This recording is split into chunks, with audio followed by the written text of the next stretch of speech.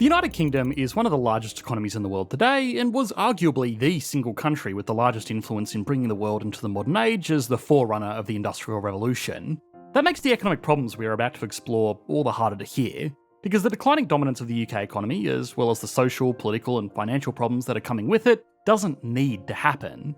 When an economy is going well, it's easy to keep it going well. Its currency will be strong, people will want to invest in it, it can borrow at low rates, and it should foster political stability, which means economic plans can be made over decades and generations, rather than rapid election cycles.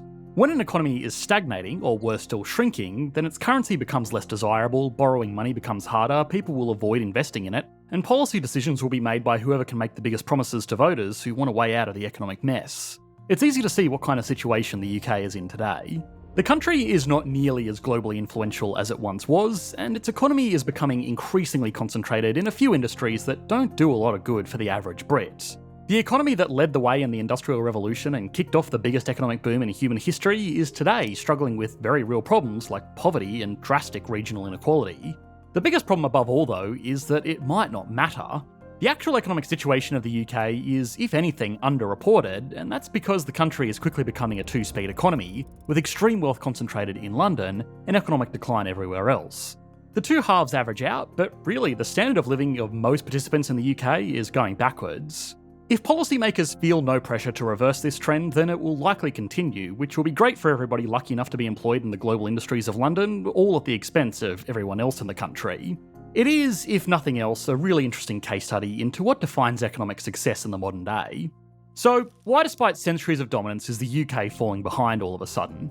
Has the growth of London come at the expense of the rest of the country? And finally, is it going to be possible to reverse these problems now that they've taken hold? Managing the economy of a country and managing individual finances are very different propositions. A country can go into massive debt to fund investment into public services, and as long as they grow the economy overall, it's considered a good investment. But for individuals, you need to be thoughtful about where you put your money, and that's why we're partnering with Trading 212, an investment platform that helps you invest your money smarter and without commissions. My favourite feature is pies. You can pick which companies you want as slices in your own investment pie, and automatically allocate a set amount of your funds even outside of regular market hours. It's great for dollar cost averaging. If you're not sure which stocks to choose, you can see what other investors have in their own pies and copy it for yourself. Even though I live in Australia, I get paid in euros, and Trading 212 lets you hold multiple currency accounts, so I don't have to move money and incur painful currency exchange fees. If I do ever need to move currencies, the exchange rate is the same as the one that banks charge one another, and fees are never more than 0.15%. If you're like me and tend to forget to put money in regularly, you can also fully automate this process and have regular deposits going into your savings account. Just for our audience, if you use the code EE after signing up and making a deposit on the platform, you'll get a random share worth up to £100. So check the link in the description or use code EE to invest better, starting right now.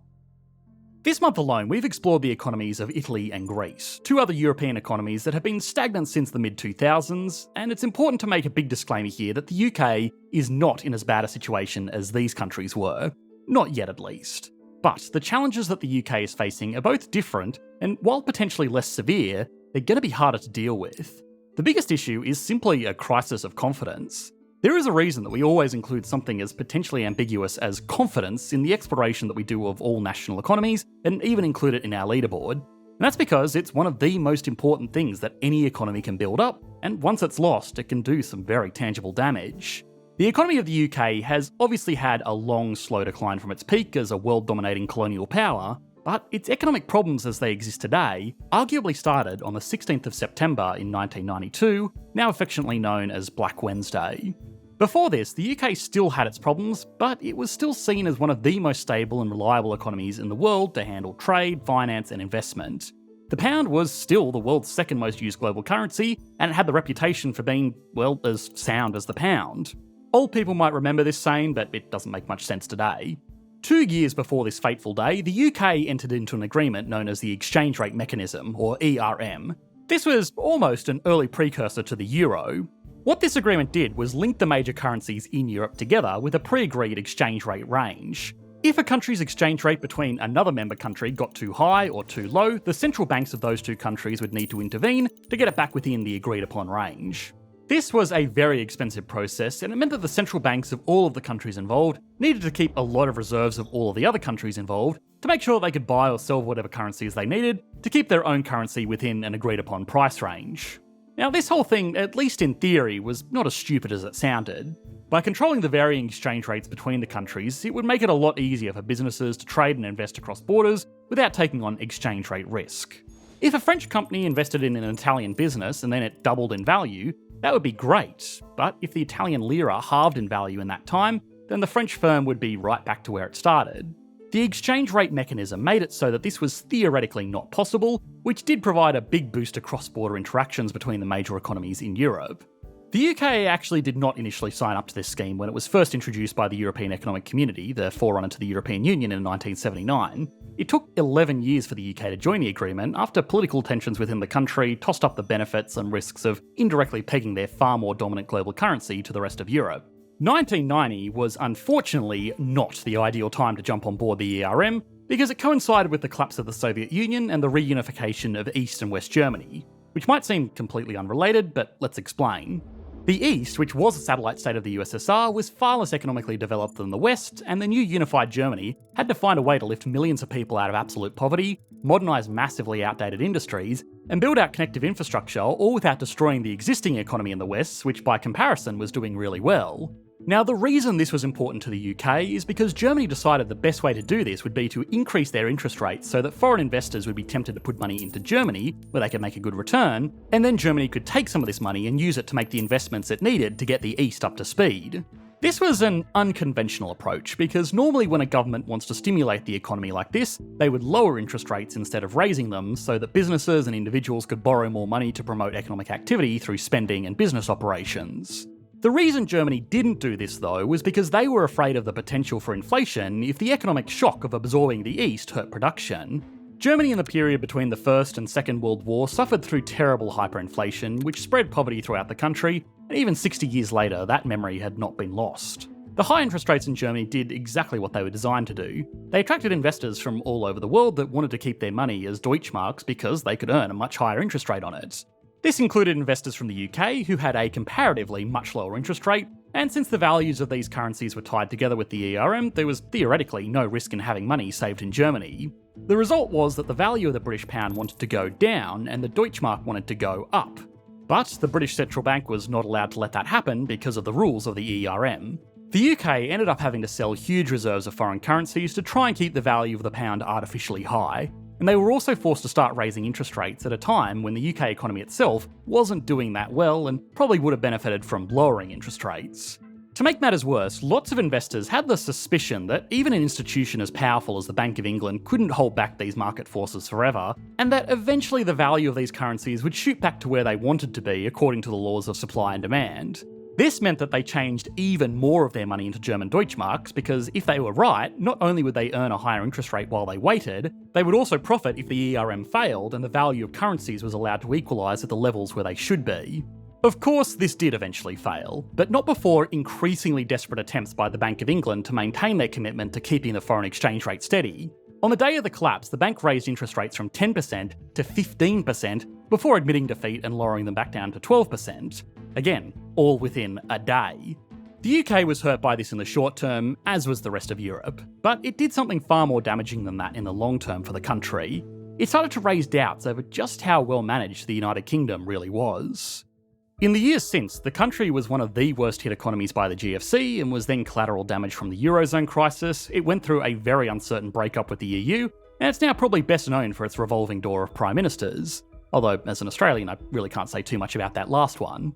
The problem this has created is that now nobody has much certainty about the future of the UK, which means that it's risky to make investments or trade deals or really do anything with the country, because it hasn't displayed the consistency that it was once famous for. Now, of course, it should hopefully go without saying that the UK is still far more stable than a country like Somalia, but it's all relative. The UK has become highly dependent on the financial industry above all else. This has been great for the City of London, where most of this business is conducted, but it hasn't done much good for the rest of the country. Unlike a financial centre such as New York, most of the money that flows into London isn't flowing into domestic companies and projects. Instead, it's going into opaque financial investments made all over the world on behalf of people that choose to do business in the city because of its willingness to look the other way, rather than the markets it grants access to. London is still the second largest financial centre in the world, but the type of finance being done here is in many ways doing more harm than good to the rest of the country.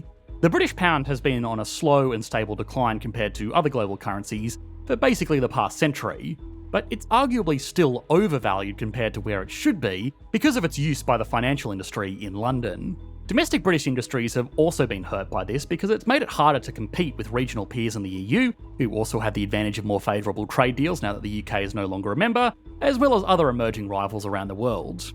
What's more is that the UK, which was once the global leader in industrialisation, now has ageing infrastructure, declining education, and weak utilisation of technology, which is making its workers less productive, less globally competitive, and therefore less well compensated. Workers in the UK in high-skilled jobs can earn much more in places like the USA, Canada, Australia, and even Asian financial hubs like Singapore, Hong Kong, and Shanghai. This is causing a weird situation where the UK has a lot of people migrating to the country from undeveloped economies to find a better life with better opportunities, and equally a lot of people moving out of the country to find an even better life with even better opportunities. The net result of this in and out game is clear though. The UK brings in more people than it loses for now, but it's losing a lot of highly skilled workers, and it's been losing more and more every year since 2007. If the trend continues, the UK will end up with a declining population that's missing all of its most productive workers. This overall negative outlook has in turn made the UK an even less desirable place to make investments or start a business or begin a career. Advanced high-income countries, which again the UK still is on average, usually have one last defence against these problems, which is that their own wealthy citizens can make up for the lack of foreign investment and ease problems like national debt. Japan, for example, has the highest debt to GDP ratio in the world, but not too many economists are particularly concerned about it, because most of their debt is owed at very low interest rates to their own people. The UK also has lots of wealthy residents that can make necessary investments into the economy, but just like foreign investors, they're choosing to invest their money into other countries that have a more predictable future. The gap between foreign direct investment outflows and inflows is at its highest level ever in the UK since the GFC. Now, while all of this might seem overly theoretical, it's having very real impacts in the UK as the country struggles with regional poverty from a growing number of people that can't afford to live in their own country. Unfortunately, if these problems persist, they're likely to only feed off each other, just like in 1992, as more and more desperate attempts are made to maintain the sinking ship. Now, we've made an entire video last year on the other challenges the UK economy is facing, so for regular viewers we didn't want to repeat too much here, but if you haven't seen that video, you should be able to click to it on your screen now. Thanks for watching, mate. Bye.